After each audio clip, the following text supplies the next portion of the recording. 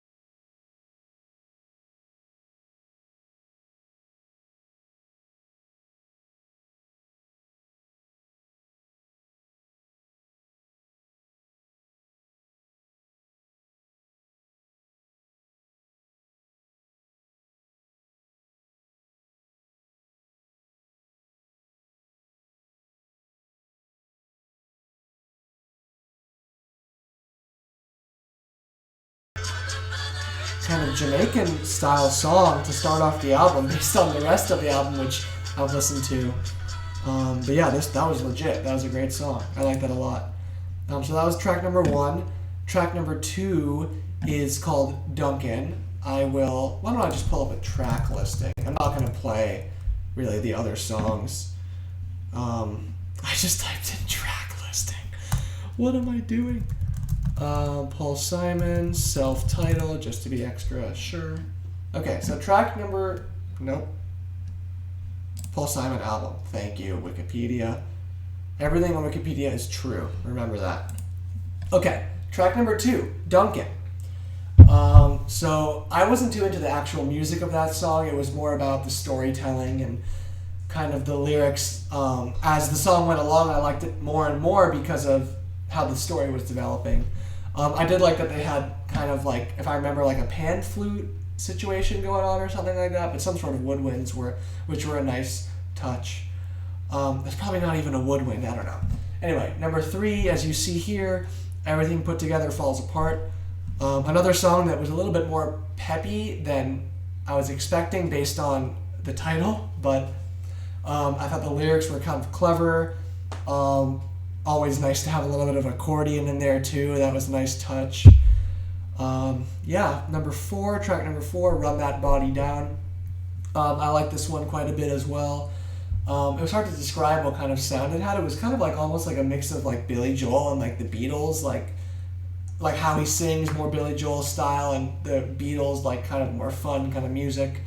It was like interesting because it was cool how he was kind of taking that lesson he was getting from his doctor in the song and then kind of pushing it onto other people.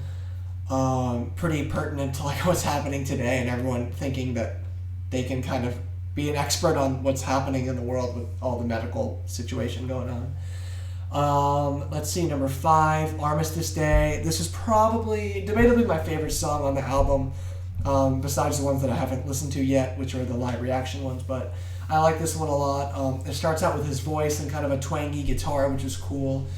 It had kind of like a Led Zeppelin feel, like when they had their kind of like country phase in the middle, like they were kind of like doing a kind of a hoedown kind of song, or kind of feel to their song, so I thought that this one was kind of like that. The way it breaks into the electric guitar section in the middle of the song was really, really cool. Really added a lot to the song, I think. And then, of course, shouting out Washington, D.C., which is where I'm born and raised, is always appreciated, too. So the next song here is called Me and Julio Down by the Schoolyard, and this is one of the ones that I will be reacting to as it's happening. And this has a music video, too, so even better, more interesting. Ladies and gentlemen, check this out. A spectacular event. Okay. Lagging for a second. Okay. I don't believe either of these men are Paul Simon, but I have not seen pictures of Paul Simon, so who knows. Okay, so neither of them are Julio either. Okay, very topical, doing the Schoolyard song in the Schoolyard. Nice 90s kind of boombox. I saw a Cowboys jersey in there.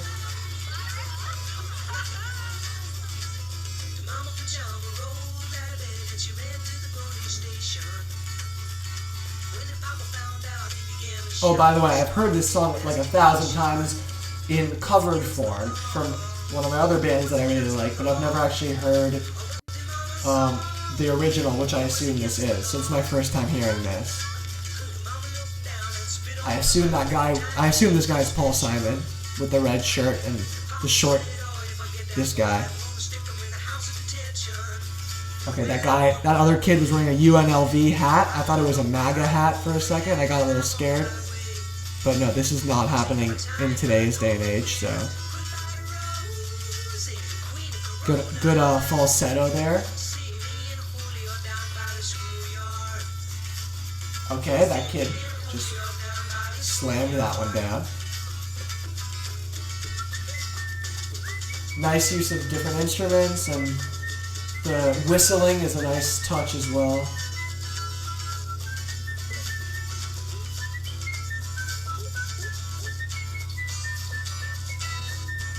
Double Dutch, shout out to Corbin Blue. The decom, I think it was called Jump In.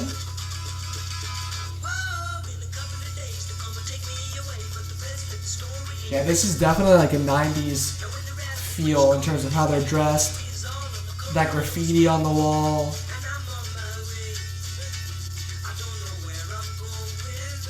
I don't know if this is a random dude or this is like a former professional baseball player. But I'm not the person to ask about baseball, so. Okay, he might be a actor or something? I don't even know. Okay, nice. Audience participation.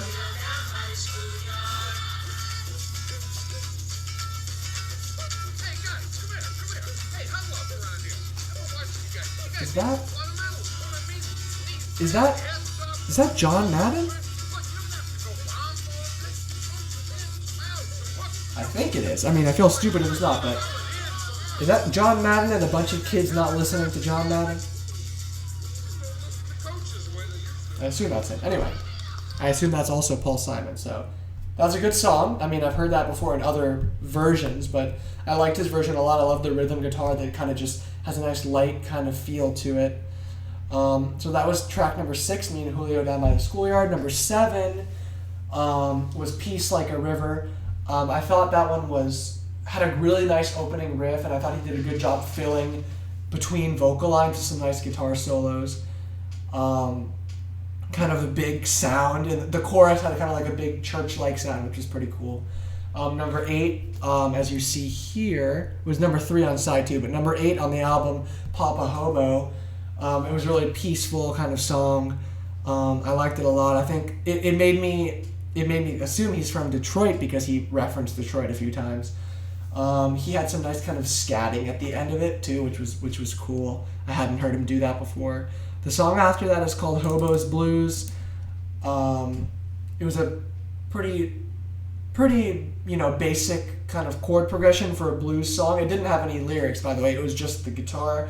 I believe just the guitar and the fiddle, violin going over it, maybe some drums too.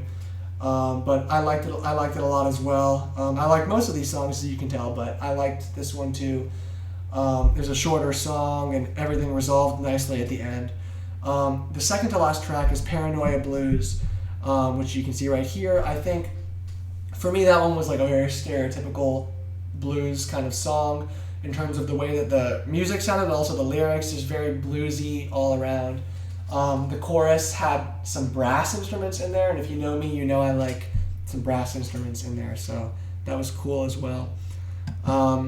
And then the last song, which is another one of the ones that I'm going to be reacting to, is called Congratulations. So I don't know anything about it. Let's just listen to it. Here we go. Congratulations. Okay, straight to the point. Straight to the point.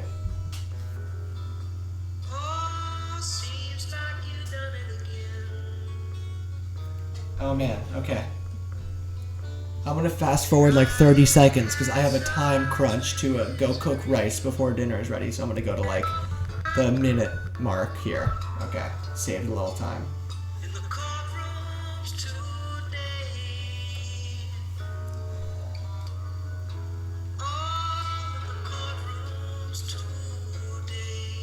So interesting to seemingly to end the album with a kind of slower song. Of course, as I say that, it gets louder, but... Ooh, that electric piano is nice in there. Very well placed.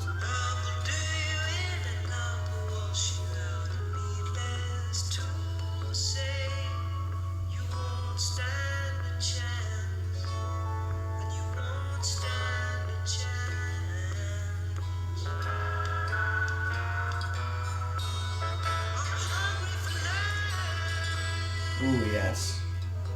I like how he can go, change volumes in his singing pretty easily throughout this album. I mean, he has a great feel for setting the mood of a song in different ways.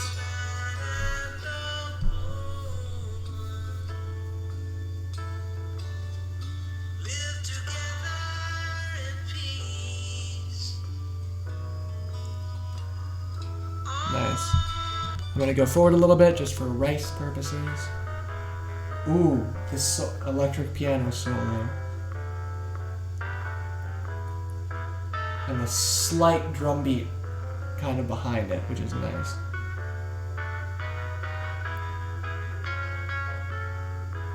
Really nice solo here. I don't know if it's him playing piano or not, but it's nice either way.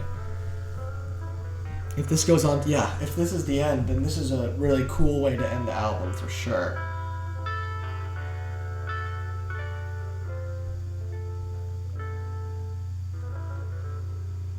Nice. Really nice. Really cool. Really cool. All right. So that was Paul Simon's self-titled album. Thank you, Rachel, for the recommendation, and let's hope all this technology worked. Thanks, guys. Everyone stay safe, stay healthy out there. See you later.